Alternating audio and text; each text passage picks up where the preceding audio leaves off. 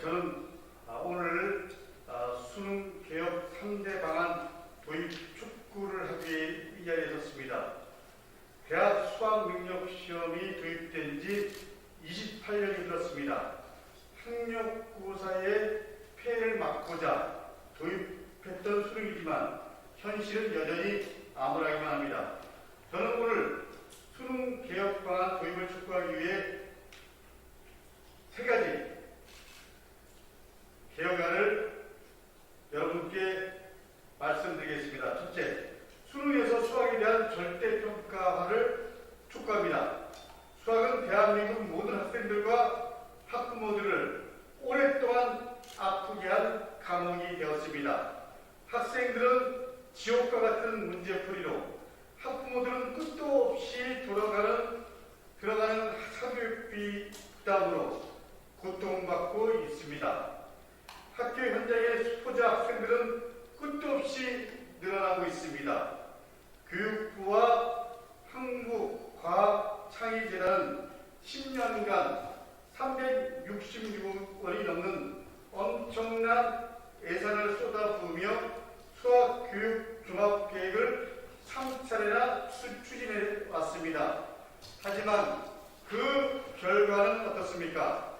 2011년 국가수준 학업성취도평가에서 수학기초학력 미달 학생은 중3은 4.0%, 고2는 4.4%에 불과했지만 2019년에는 중3은 11%, 고2는 9.0%, 이렇게 약 2.5배가 증가했습니다. 2019년 국제교육성취도평가협회가 전 세계 58개국의 초등학생과 38개국의 중학생들을 대상으로 한 연구에서도 우리나라 초등학생의 수학 흥미와 자신감은 국제평균에 비해서 2배 이상 낮습니다. 그 많은 예산이 사이트 운영, 수학 소프트웨어 개발에 집중되었고 3차 계획에서는 무려 이와 관련된 예산을 75%나 사용했습니다. 또 수학교육 종합계획 발표 이후 수학문화회관, 수학시험센터는 2015년부터 짓기 시작해 전국에 38개나 지어졌습니다. 학생들이 수학을 어려워하고 수포자가 발생하는 원인을 학교 수업이나 교육 과정을 개선해서 해결하기보다는 수학문화회관 건립에 주력했습니다. 물론 일부 도움이 됐겠지만 교육 현장의 수학교사들은 첨단 기기가 아니라 평가의 개선을 압도적으로 요구합니다. 잘 아시겠지만 교육부에서 했던 정책 가운데 수능 영어 절대평가는 사교육비 부담을 낮추고 학생과 학부모 부담을 줄인 아주 잘한 정책입니다. 그런 차원에서 이제 수학도 수능에서 절대평가의 길로 가야 합니다. 둘째, 수능에서 학생 신문 확인 시 홍채나 지문 시스템 도입을 촉구합니다. 작년 어려울 것만 같은 수능 감독 보조의자가 도입되었습니다. 하루 종일 서서 감독하는 행동 양식을 의자 하나로 바꿔낸 좋은 사례입니다. 현재 수능에서 학생들의 신분 확인은 수능 감독관들이 신분증과 그리고 얼굴을 일일이 대조하고 있습니다. 코로나19 상황에서 마스크를 내리고 신분증 확인하는 상황이 되었습니다. 이를 거부하면 부정행위가 됩니다. 잘 아시겠지만 이런 상황은 시험 보는 수험생과 감독관 입장에서 모두 불편한 상황입니다. 신분증과 얼굴을 하나하나 대조해야 하는데 째려봤다고 민원이나 심지어 고소까지 하는 상황이 발생합니다. 행정력 낭비이기도 합니다. 재수생인 경우 하장을 하거나 시간이 흘러 고등학교 때와 얼굴이 달라진 수험생들도 있습니다. 소형도 많이 신분증 얼굴과 달라진 사람도 있습니다. 군대에서 휴가나 수능을 보는 군인도 있습니다. 군인들의 경우 머리를 깎으면 스타일이 비슷해 보입니다.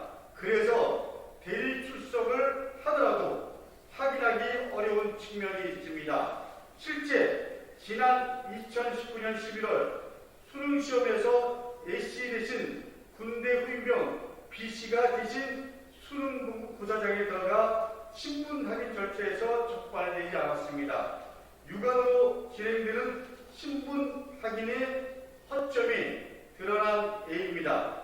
당시 대리응시 성적표를 받은 A씨는 대학 합격까지 했습니다. 그 외에도 대리시험에 대한 적발 사례는 끊이지 않고 있습니다. 신분증과 얼굴 확인만으로는 대리시험 등을 근본적으로 막기 어렵습니다. 중국 수능 가오카오에서는 이미 안면인식, 즉 홍채와 지문 등록을 활용하고 있습니다. 이미 우리나라도 헌혈할 때나 주민센터에서 일상화되었습니다. 기술력도 이미 검증되었습니다. 수능시험장에서 단말기와 프로그램만 있으면 얼마든지 활용 가능합니다. 고3 수험생의 경우 주민등록증도 있어서 이미 지문 등록도 완료된 이들입니다. 이제는 홍채 지문 시스템을 도입해서 더 이상 기존의 방법이 시대 정신에도 맞지 않습니다. 서둘러 도입을 촉구합니다. 셋째, 수능 감독관 서약서나 이촉 확인서는 완전 폐기돼야 됩니다. 수십 년 수능 감독관에게 엄수와 책임을 강요한 서약서를 써왔습니다. 하지만 최근 국가인권위원회에서는 법적 근거가 없고 부당하다는 취지로 제도 개선을 권고했습니다. 국가인권위원회 결정문에서는 이렇게 명시되어 있습니다. 서약서를 제출하도록 하는 내용을 포함하지 않을 것을 담고 있습니다. 하지만 교육부와 한국교육과정평가원은 꼼수를 썼습니다. 서약서라는 이름을 이촉 확인서로 바꿔 추진을 하고 있습니다. 내용은 똑같습니다. 제목만 이촉 확인서로 바꿨습니다. 용납하기 어려운 일입니다. 교육부와 한국교육과정평가원은 서둘러 시정해야 합니다.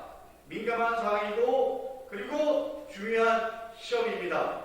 중차대한 국가 사이에 보안과 안전에 만전을 기하는 대책들이 별도로 마련되어야 할 것입니다. 수능 감독관은 학교 교사입니다. 학생들에게 인권을 가르치는 선생님들이십니다. 교육부도 모든 정책에 친인권적으로 다가가야 합니다. 끝으로 수능의 수명을 다했다. 새로운 체계로 가야 한다고 주장하는 분들이 많아졌습니다. 미래교육을 열기 위해서는 새로운 대학 진입 경로와 체계가 서둘러 구축되어야 합니다. 동시에 수능은 우리 아이들의 현실입니다. 우리 선생님들의 현장이고 진행 중인 국정의 일환입니다. 학생을 위해 그리고 학부모님들을 위해 그리고 선생님들을 위해 할 수 있는 개혁부터 하는 것이 도리입니다. 수능 절대평가와 그리고 수험생 신분 확인 홍채 지문 시스템 그리고 수능 감독관 서약서 및 이촉 확인서 완전 폐기가 앞당겨 이루어지길 강력하게 촉구합니다. 감사합니다. 두 번째 기자회견문을 낭독하겠습니다. 저는 초중고 사립학교 4대 차별정책 폐지 촉구 기자회견을 동시에 합니다. 오늘 저는 본인의 의지와 상관없이 사립학교에 입학한 학생과 교직원들에게 피해가 갈 수밖에 없는 교육부의 사립학교에 대한 차별정책을 폐지할 것을 요구하기 위해 이 자리에 섰습니다. 첫째, 그린스마트 미래학교 선정과 재개축에 사립학교를 포함시켜야 합니다. 그린스마트 미래학교는 2025년까지 총 약 18조 5조 원의 국비와 지방비가 투입되어 대한민국 교육을 미래교육으로 전환하기 위해 추진되는 대형 프로젝트입니다. 이 사업이 2020년 국회에서 결정된 후 올해부터 사업을 시작하고 있습니다. 그린스마트 미래학교 선정의 지원 대상은 40년 이상 된 학교로서 학교의 교육 주체들이 논의를 거쳐 시도교육청에 신청을 하고 그리고 시도교육청 자체 기준에 의해 선발하는 형태로 이루어졌습니다. 그런데 완전 개축과 리모델링 사업으로 나누어 선정되는 과정에 교육부는 사립학교를 리모델링한해 선정한다는 내부 지침을 시도교육청에 보냈습니다. 그러면서 현장에서는 사립학교라는 이유로 시급히 개축해야 할 학교도 리모델링 사업에 국한되는 상황이 벌어졌습니다. 이에 본의원은 2021년도 사업 물량이 선정된 직후 교육부와 교육청 관계자들을 만나 사립학교를 제한시키는 정책 오류를 수차례 지적했습니다. 이후 교육당국은 2022년 대상 학교 선정부터 공사립의 구분 없이 선정될 수 있도록 했습니다. 둘째, 교육회복 종합방안의 일환인 가밀학급에서 추진해 사립학교가 반드시 포함되어야 합니다.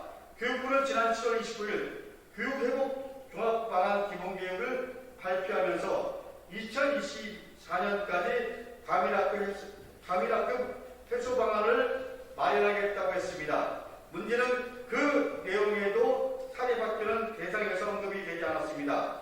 다행히도 서울시 교육청과 세종시 교육청의 경우 자체 계획으로 사립학교를 포함시켰습니다.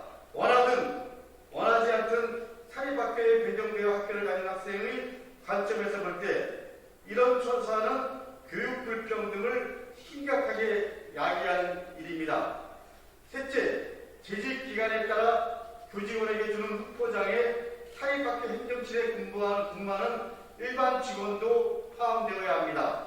공립과 사립에 교직원이 명예퇴직하거나 정년퇴직을 할 때 현재 재직기간에 따라 받게 되는 근정훈장의 경우 국공립은 모든 교원과 직원이 대상이고 사립학교의 경우는 교원만 주도록 되어 있습니다.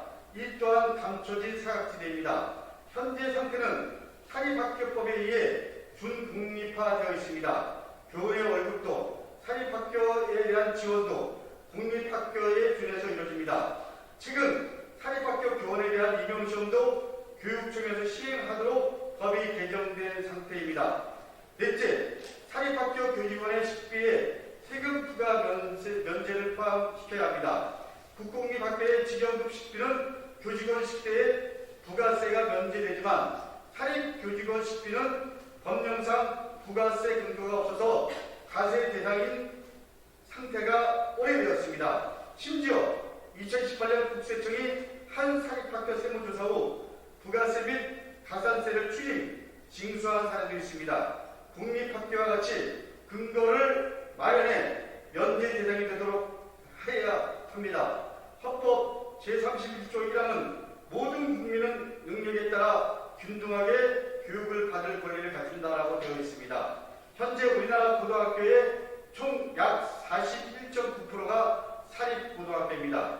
국가가 제대로 된 교육시설과 운영에 있어 미흡하던 시절부터 사립학교들도 우리 아이들을 위해 교육하는 데 앞장서 왔습니다. 그리고 사학의 몰상식적이고 파렴치한 형태로 인해 다수의 사립학교들이 피해를 입어서는 안 됩니다. 무엇보다 사립학교에 다니는 학생들을 중심에 놓고 생각해야 합니다. 끝으로 본위원은 교육부에 다음과 같이 축구합니다. 앞으로 교육부에서 시행하는 그 어떤 정책에서도 공사립학교의 차별적 요소가 있어서는 절대 안 됩니다. 필요하다면 법과 규정의 개정을 통해서 이를 확고히 해야 합니다. 이제 교육부 장관과 전국의 시도교육감들도 이 문제에 대해서 적극 논의에